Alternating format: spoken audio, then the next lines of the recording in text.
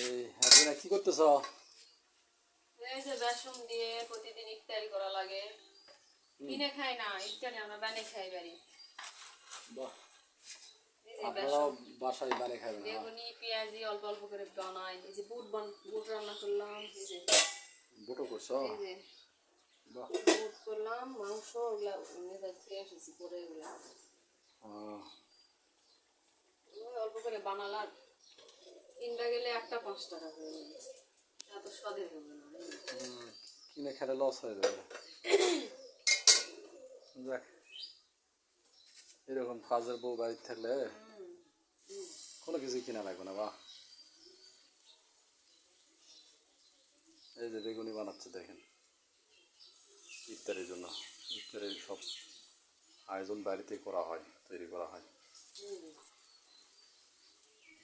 এত ইফতারি কিনা যাবে? হ্যাঁ, সেই একবারে বেশি রকম। করে খাওয়া হবে বাড়িতে বানালে। একটা বেগুন দিয়ে 14-15টা হয়ে যায়। যাই পেঁয়াজ আছে, রসুন আছে, খালি বানাও।